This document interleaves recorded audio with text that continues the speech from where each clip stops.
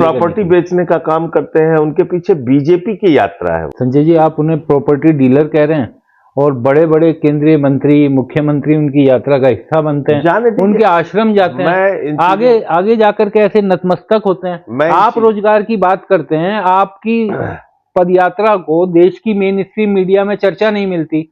जिसको आप property dealer कह रहे हैं, तो उसकी यात्रा देश की मेन स्ट्रीम मीडिया में चलती है। नफरत की बात करूंगा तो हमें भी देश की गोदी मीडिया चलाना शुरू कर दे, और वो इस देश को नफरत की बुनियाद पे बांटना चाहते हैं।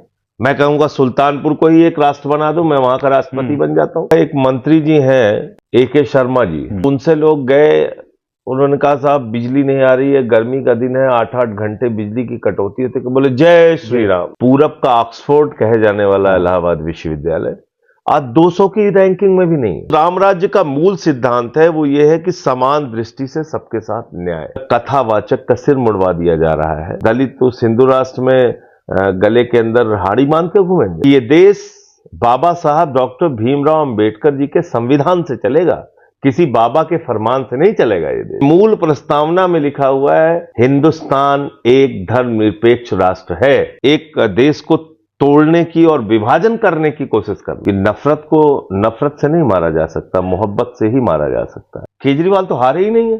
उस समय भी आपने खूब ये मामला उठाया था। मैंने बोला था 41,000 वोट इनकी विधानसभा में चुनाव शुरू होने से पहले काट दिए गए। ये मोदी सरकार की तानाशाही के कारण BLOs मारे जा रहे हैं। SIR की प्रक्रिया पूरी होने से पहले बीजेपी के लोग कह रहे हैं 1 करोड़ वोट कटेंगे। स्वर्गीय लोहिया जी ने कहा था सड़क खामोश हो गई तो संसद आवारा हो जाएगी। नेपाल के जंजी की तरह आप लोग भड़काने की बातें करते हैं। कहने दीजिए, उससे क्या फर्क पड़ता है।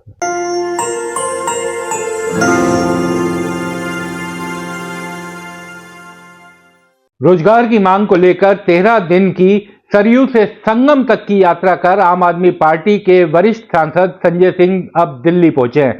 इस यात्रा के अब 4-5 और चरण किए जाएंगे, जिसमें पूरे उत्तर प्रदेश के लोगों से मुलाकात की जाएगी, उनके बीच उनके मुद्दे उठाए जाएंगे। हमारे साथ बात करने के लिए मौजूद हैं आम आदमी पार्टी सांसद संजय जी। संजय जी, बहुत बहुत स्वागत है आपका दास स्वतंत्र पर। आपको भी नमस्कार, आपके दर्शकों को नमस्कार। संजय जी, सबसे पहले तो ये जानेंगे, 13 दिन बहुत लंबी पदयात्रा आपने की सरयू से संगम तक, क्या देखने को मिला, क्या लोगों की बात सामने आई इस यात्रा के दौरान? देखिए, एक अजीब सी बात है कि उत्तर प्रदेश में जो जनता के बुनियादी मुद्दे हैं उस पर बातचीत ही नहीं हो रही है, उस पर कोई चर्चा नहीं हो रही, कोई सोच भी नहीं रहा है। अब आपने देखा होगा एक मंत्री जी हैं AK शर्मा जी, तो उनसे लोग गए, उन्होंने कहा साहब बिजली नहीं आ रही है, गर्मी का दिन है, 8-8 घंटे बिजली की कटौती होती है। बोले जय श्री राम। बिल्कुल, वो काफी वीडियो काफी वायरल हुआ। तो मेरा ये कहना है कि भाई भगवान श्री राम ने आप लोगों को कहा है कि आप नाकारा हो जाइए, काम मत कीजिए, लोगों को बिजली न दीजिए, लोगों को रोजगार न दीजिए, ये तो ठीक बात नहीं है। तो इस यात्रा का मकसद ये था कि सरयू से संगम तक चलकर रोजगार को एक राजनीति के केंद्र में लेके आया जाए, एक मुद्दे के तौर पे, और सामाजिक अन्याय जो उत्तर प्रदेश में बढ़ रहा है उसको एक मुद्दा जनता के बीच में बनाया जाए। और मैं आपसे ये कहूंगा कि 13 दिन की इस यात्रा में बहुत सफलता मिली हम लोगों को। जगह जगह अलग अलग संगठनों के लोग मिले, आशा बहुओं का संगठन मिला, रोजगार सेवकों का संगठन मिला, वित्त विहीन शिक्षक मिले, और भारी संख्या में छात्र मिले इलाहाबाद विश्वविद्यालय के, जो बेरोजगारी और पेपर लीक से परेशान है। और मैं तो सुनकर मुझे आश्चर्य हुआ, पूरब का ऑक्सफोर्ड कहे जाने वाला इलाहाबाद विश्वविद्यालय आज 200 की रैंकिंग में भी नहीं है। वहां छात्र संघ खत्म कर दिया गया है। वहां के जो बुनियादी हक है छात्रों के, वो छीना जा रहा है। अभी 4 बच्चों को सस्पेंड कर दिया गया था, उसका आंदोलन हुआ, उसमें मैं गया था जब मैं प्रयागराज पहुंचा। तो मेरा यह कहना है कि आप पेपर लीक पे पेपर लीक उत्तर प्रदेश में हो रहा है, रोजगार का कोई इंतजाम कर नहीं रहे हैं, बिजली पानी की ओर कोई ध्यान है नहीं, किसान को उसके फसल का दाम मिल नहीं रहा है, खाद की बोरी के लिए वो लंबी लंबी लाइनों में घंटों लगा रहता है, और इन सब के बीच कोई ना इस पे सोचने को तैयार है, ना बातचीत करने को तैयार है। तो रोजगार दो और सामाजिक न्याय दो की ये यात्रा हमने निकाली, और लोगों ने हमसे पूछा कि भाई सरयू का चुनाव आपने क्यों किया? तो हमने कहा सरयू का चुनाव इसलिए किया कि जब हम अयोध्या में हैं तो बात होती है राम राज्य की। राष्ट्रपिता महात्मा गांधी ने भी राम राज्य की कल्पना की थी। हम सब लोग कहते हैं भाई राम राज्य होना चाहिए। आपस के बातचीत में भी गांव में कहता अरे भाई वहां पे राम राज्य है मतलब कि सब खुशहाल है। और जो राम राज्य का मूल सिद्धांत है वो ये है कि समान दृष्टि से सबके साथ न्याय। क्या वो उत्तर प्रदेश में हो रहा है? अगर एक 70 साल के बुजुर्ग को काकोरी में मंदिर के सीढ़ियों में पेशाब चटवाई जा रही है, बुलंदशहर में सीआरपीएफ के एक जवान को अपनी शादी पे घोड़ी पे नहीं चढ़ने दिया जा रहा है, हरिओम वाल्मीकि की मॉब लिंचिंग करके हत्या कर दी जा रही है रायबरेली में, और कथावाचक का सिर मुड़वा दिया जा रहा है, सोनभद्र में एक दलित के सिर पे पेशाब किया जा रहा है, तो ये तो मतलब अमानवीयता की पराकाष्ठा है, भेदभाव और सामाजिक अन्याय की पराकाष्ठा है। एक तरफ आप बड़ी बड़ी बातें कर रहे हैं कि भाई हिंदू राष्ट्र होना चाहिए। भाई हिंदू राष्ट्र इसका मतलब कि फिर वो क्या दलित उस हिंदू राष्ट्र में गले के अंदर हाड़ी बांध के घूमेंगे, पीछे झाड़ू बांध के घूमेंगे? आप क्या आपकी सोच है, मुझे तो समझ में नहीं आता। तालाब में पानी पीना बंद हो जाएगा उनका? अगर आज ये स्थिति है, जब देश के अंदर लोकतंत्र है, देश एक धर्मनिरपेक्ष राष्ट्र है, अगर इस तरह की जो बातें चल रही हैं इसमें, तो फिर जो समाज का दलित है, पिछड़ा है, शोषित है, वंचित है, वो तो बिल्कुल भयभीत हो जाएगा। बाबा साहब भी इस विचारधारा के खिलाफ थे कि कोई किसी एक धर्म या जाति के नाम पे राष्ट्र बने। लेकिन आप जब यात्रा निकाल रहे थे रोजगार के लिए, एक और यात्रा निकल रही थी एक बाबा जी की, जो हिंदू राष्ट्र बनाने की, अब वो तो प्रॉपर्टी बेचने का काम करते हैं, उनके पीछे बीजेपी की यात्रा है वो। आप कतई ये मत कहिए कि वो बाबा जी की यात्रा है। और एक बात और समझनी होगी हमको आपको कि ये देश बाबा साहब डॉक्टर भीमराव अंबेडकर जी के संविधान से चलेगा, किसी बाबा के फरमान से नहीं चलेगा ये देश।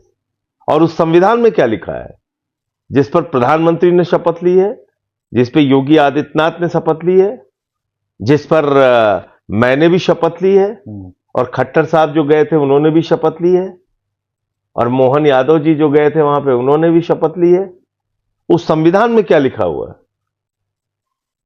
उसकी मूल प्रस्तावना में लिखा हुआ है हिंदुस्तान एक धर्मनिरपेक्ष राष्ट्र है, भारत एक धर्मनिरपेक्ष राष्ट्र है।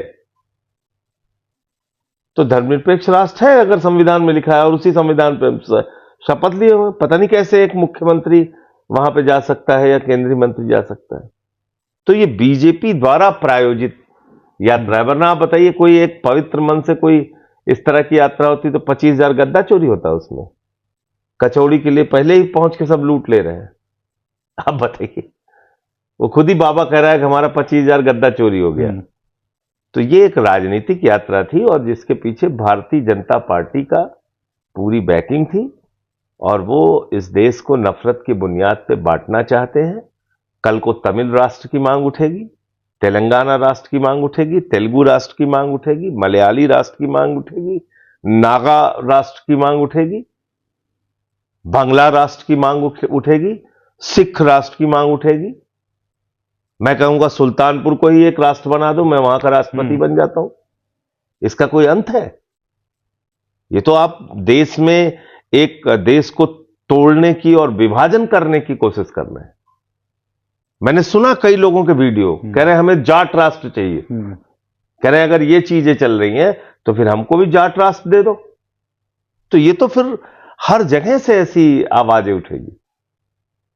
संजय जी, आप उन्हें प्रॉपर्टी डीलर कह रहे हैं और बड़े बड़े केंद्रीय मंत्री, मुख्यमंत्री उनकी यात्रा का हिस्सा बनते हैं, जाने दीजिए। उनके आश्रम जाते हैं, मैं आगे आगे जाकर के ऐसे नतमस्तक होते हैं। आप रोजगार की बात करते हैं, आपकी पदयात्रा को देश की मेन स्ट्रीम मीडिया में चर्चा नहीं मिलती, जिसको आप प्रॉपर्टी डीलर कह रहे हैं, तो उसकी यात्रा देश की मेन स्ट्रीम मीडिया में चलती है। नफरत की बात करूंगा तो हमें भी देश की गोदी मीडिया चलाना शुरू कर देगी। मुझे वो करना नहीं है।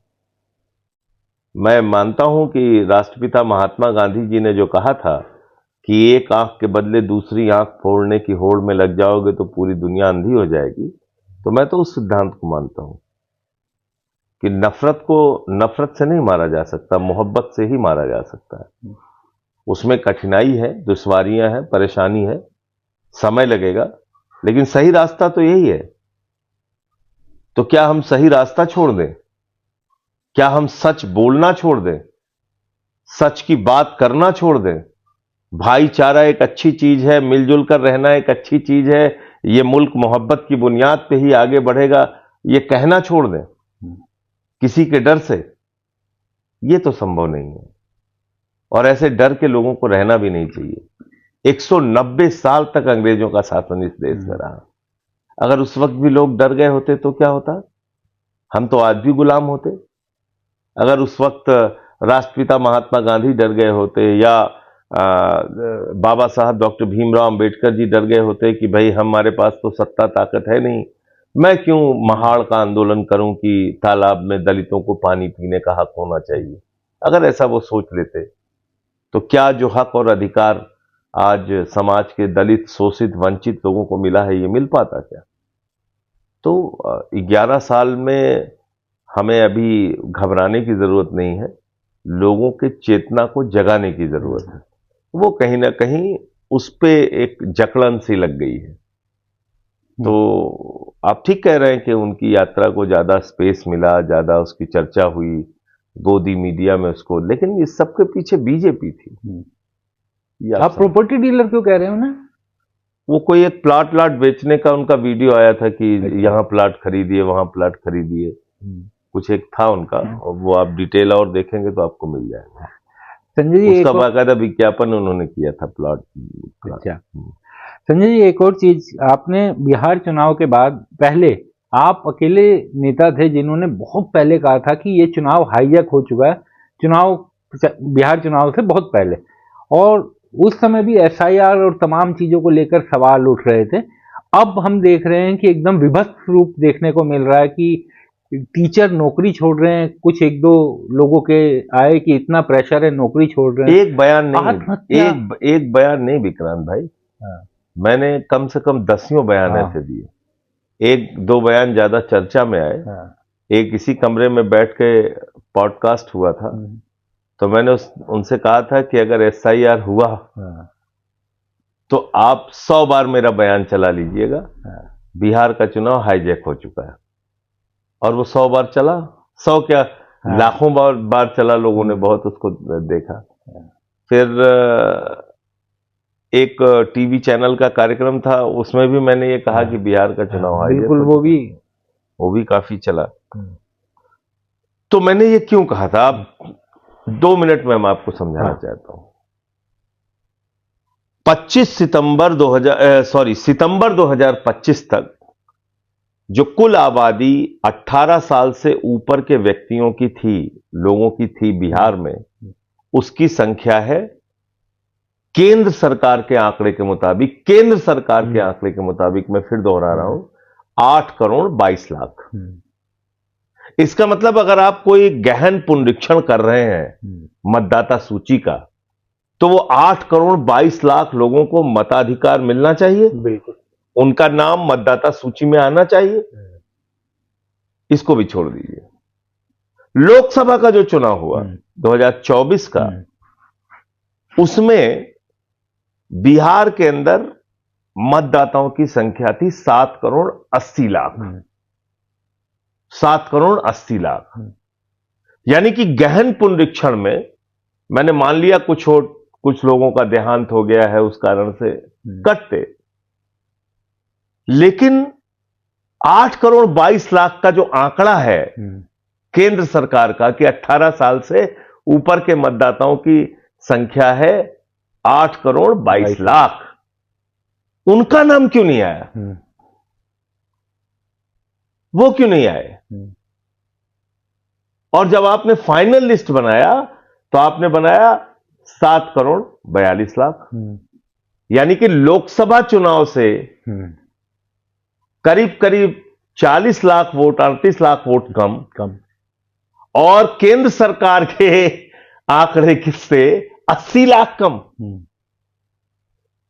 तो जिस राज्य में 80 लाख लोग मताधिकार से वंचित रह जाएंगे, वहां के चुनाव का क्या मतलब है? आप इतने वर्षों से पत्रकारिता कर रहे हैं, एक उदाहरण मुझे पूरे देश में उठा के बताइए जहां पे 50-50, 60-60 हजार वोट कट जाए। आज दिल्ली के चुनाव को अगर हम याद करते हैं, लोग कह रहे हैं केजरीवाल हार गए। केजरीवाल तो हारे ही नहीं है। उस समय भी आपने खूब ये मामला उठाया था। मैंने बोला था 41 हजार वोट इनकी विधानसभा में चुनाव शुरू होने से पहले काट दिए गए और 4,000 वोट से अरविंद केजरीवाल चुनाव हार गए। अब बताइए आप, अरविंद केजरीवाल की विधानसभा में दिल्ली के अंदर 41,000 वोट काट दिए गए चुनाव शुरू होने से पहले। फिर वो चोरी तो मैंने बाद में पकड़ी कि मंत्रियों के घर में 33 वोट थे, किसी के घर में 22 वोट थे, किसी के घर में 25 वोट थे। मैंने तो एक सभा में बोला भी इस बात को कि भाई तुम मुसलमानों पे बच्चा ज्यादा पैदा करने का आरोप लगाते हो, तुम लोग तो 6-6 महीने में 30-30 बच्चा पैदा कर रहे हो, और वो भी 18-18 साल के ऊपर के बच्चे पैदा हो जा रहे हैं। मतलब लोकसभा के चुनाव में जिस मंत्री के घर में 3 वोट है, विधानसभा के चुनाव में 6 महीने के बाद उसी मंत्री के घर में 33 वोट है। जिसके घर में 2 वोट है उसके घर में 26 वोट है। अब बताइए 6 महीने के अंदर इतने वोटर कहां से आ गए? तो SIR का जो आंकड़ा आया है विधानसभा वार, उसका आकलन कर लीजिए आप और एक एक विधानसभा को उठाइए। पिछले चुनाव में कितने मतदाता थे, लोकसभा का ही आंकड़ा ले लीजिए, और वर्तमान में कितने मतदाता बचे, कितने मतदाताओं के नाम कटे हैं, और अगर 60,000 50,000 वोट कटे हैं तो वो कौन है? क्या वो यादव हैं? क्या वो मुसलमान हैं? क्या वो विपक्ष के जो और जातियों का समर्थन मिलता है, क्या वो निषाद हैं? क्या वो दूसरी और जो पार्टियां महागठबंधन में थीं उनके समर्थक वोट हैं? आपको पता चल जाएगा, ज्यादा दिमाग लगाने की जरूरत ही नहीं है। और अगर मेरी बात सच ना साबित हो तो आप बताइएगा, जो आप सजा देंगे मैं लेने के लिए तैयार हूं। इसमें ज्यादा कोई मेहनत करने की जरूरत नहीं, वो समझ में आ रहा था SIR के जरिए। आप सोचिए BLO बैठ के मरे हुए लोगों का साइन कर रहा था और फॉर्म भर रहा था, उसके कितने वीडियो आए? एक पे भी कार्रवाई हुई? मरे हुए लोगों के, और जिंदा लोगों को मारा जा रहा था। वो कह रहे थे हम जिंदा है, कहने लगे नहीं। तो क्या SIR हुआ है? अब तो 22 दिनों में 25 आत्महत्याओं की बात आ रही है, और ये 25 आत्महत्या हो रही है। हम उत्तर प्रदेश में सभी जिलों में उन जो लोग BLOs मारे गए हैं उनके लिए हम वहां श्रद्धांजलि सभा सभी जिलों में करने जा रहे हैं। ये हत्या है, ये मोदी सरकार की तानाशाही के कारण BLOs मारे जा रहे हैं। ये तो सीधे सीधे हत्या है। आपने इतना दबाव बना दिया, किसी का ब्रेन हेमरेज हो जा रहा है, कोई जहर खा ले रहा है, कोई चिट्ठी लिख के मर जा रहा है, फांसी लगा ले रहा है, इतना आपने दबाव बना दिया। अच्छा, उत्तर प्रदेश का चुनाव तो 1.5 साल के बाद है, तो आपको एक ही महीने में SIR की प्रक्रिया क्यों पूरी करनी है? भाई वो कोई मशीन थोड़ी है। बिल्कुल। आपने 55 साल 57-58 साल के व्यक्ति की ड्यूटी लगा रखी है और आप चाहते हैं एक एक दिन में वो मतलब घोड़ों की तरह काम करे। FIR हो गई एक दिन में 21 लोग के खिलाफ। 553 लोग विक्टिमाइज हो चुके, 180 लोग आंगनबाड़ी की हैं जिनको सस्पेंड कर मतलब नौकरी से ही बर्खास्त कर दिया गया, सस्पेंड नहीं बर्खास्त कर दिया गया। हमारे यहां फतेहपुर में, गोंडा में, लखनऊ में 3 घटनाएं हो चुकी हैं, मारे जा चुके हैं भी ये लोग। ये है संजय जी, और यूपी में भी आप देख लीजिएगा, कम से कम 2 करोड़ वोट काटेंगे। आपने खबरें पढ़ी होंगी कि भाजपा वाले बयान दे रहे हैं 1 करोड़ 1 करोड़ 1 करोड़ लोग कटेंगे, 1 करोड़ लोग कटेंगे यूपी में। तुम्हें कैसे पता चल गया भाई 1 करोड़ कटेंगे? आपको कैसे पता चल गया? तो बाद में कह देंगे 2 करोड़ कट गए। आप बताइए, एसआईआर की प्रक्रिया पूरी होने से पहले बीजेपी के लोग कह रहे हैं 1 करोड़ वोट कटेंगे। तो कैसे आपको पता चल गया? अगर एक राज्य में आपने विपक्ष के समर्थक वर्ग के वोट 1 करोड़ काट दिए तो फिर वहां का क्या चुनाव बचेगा? और क्या कहते हैं, ये सारा काम किस लिए कर रहे हैं? घुसपैठिया पकड़ना है, बांग्लादेशी पकड़ना है, उनको हिंदुस्तान से भगाना है। पहली बात तो तुम 1 नंबर के नाकारा हो, 11 साल से तुम्हारा शासन है, कितने तुमने घुसपैठिया पकड़े हिंदुस्तान में? कितने घुसपैठिया आपने बाहर किए, कितने लोगों को बांग्लादेश डिपोर्ट किया? आप बताइए ना, आंकड़ा दीजिए, मुंह इतना छोटा हो जाएगा। पूरे बिहार की एसआईआर प्रक्रिया में मात्र 315 घुसपैठिए मिले, जिसमें 78 मुसलमान थे, बाकी सब हिंदू थे। तो खाली ऐसी उन्मादी बातें करके लोगों के दिमाग को भ्रमित करना और उसमें भूसा भरना, ये भारतीय जनता पार्टी का काम रह गया है और कुछ नहीं। संजय जी, लेकिन रास्ता क्या निकलेगा? विपक्ष सवाल उठा रहा है, उठाता रहे।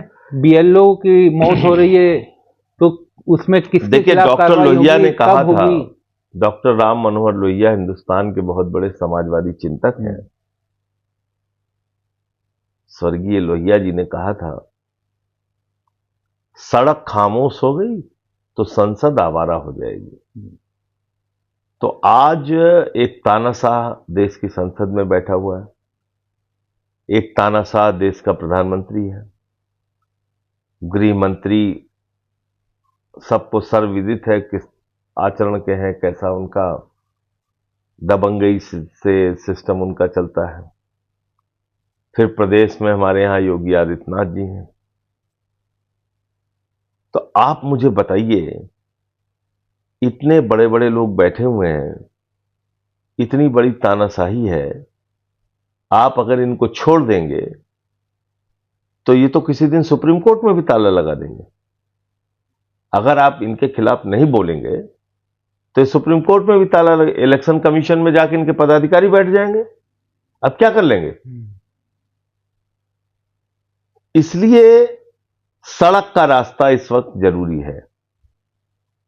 सदन वाले रास्ते में तो वो एन केन प्रकारेण पहुंच जा रहे हैं। जब आप सड़क का रास्ता की लेकिन बात करते सड़क हैं, पे जब आप लोगों को जगा के इकट्ठा करेंगे, पूरे देश को इस मुद्दे पे इकट्ठा करेंगे, तब इनको सुनना पड़ेगा। सुना नहीं किसानों का इन्होंने, 1 साल के बाद सुना, लेकिन सुना, वो भी डटे रहे। तो इस पे डट के आंदोलन करना पड़ेगा। ये रस्मदायगी वाले आंदोलन से नहीं चलेगा कि 2-4 दिन 10 दिन हम बोले उसके बाद चुप हो गए। नहीं, इससे काम नहीं चलेगा।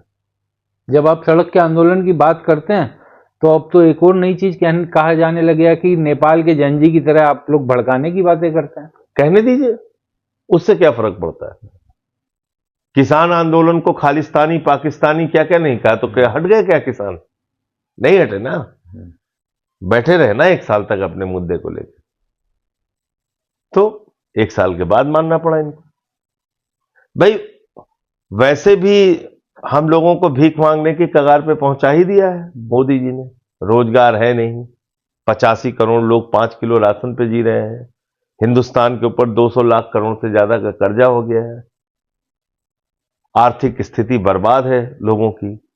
लोग हिंदुस्तान से पलायन करके दूसरे देशों में जा रहे हैं। ये तो आंकड़े बोल रहे हैं हमारे, चिल्ला चिल्ला के।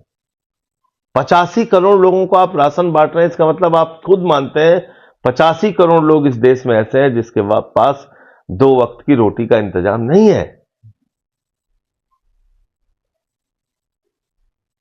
लेकिन आज भी आंकड़े आए हैं कि जीडीपी की जो प्रोजेक्टेड दर सोची गई थी उससे भी तेज, उससे भी आगे निकली है। और कहा जा रहा है कि इन्फ्लेशन, महंगाई दर तो एकदम सबसे निचले स्तर पर चली गई है। अब पता नहीं मोदी जी को सिलेंडर लेने जाना पड़ता है कि नहीं, तेल लेने जाना पड़ता है कि नहीं, उनको तो कुछ करना पड़ता नहीं होगा, वरना उनको अंदाजा हो जाता। जब उनको अपनी जेब से खर्च करना पड़ता तो पता चलता महंगाई है कि नहीं। बच्चों की फीस भरना पड़ता तब उनको पता होता, बिजली का बिल जमा करना होता तो पता होता। उन कठिनाइयों से तो उनका सामना होता नहीं, जो एक आम आदमी की कठिनाइयां हैं, उनकी जिंदगी की कठिनाइयां हैं, तो उससे उनका सामना बिल्कुल नहीं होता। संजय जी, अब संसद का सत्र आने वाला है। संसद के सत्र में आपके पास तो कई मुद्दे होंगे उठाने के लिए, लेकिन अब जय हिंद बोल पाएंगे वहां संसद के अंदर? देखिए, मुझे पता नहीं कि वो आदेश किस लिए है, लेकिन हर स्पीच में लोग जय हिंद जय भारत बोलते हैं, बाहर जो हम लोग देते हैं। तो हिंद का नाम लगाना, उसके साथ जय हिंद बोलना, ये तो कोई गलत बात नहीं है। अब वो आदेश किस लिए हुआ, पहले एक बार उसको समझना होगा। चलिए संजय जी, आप हमारे साथ जुड़े, बातचीत की, बहुत बहुत शुक्रिया। नमस्कार।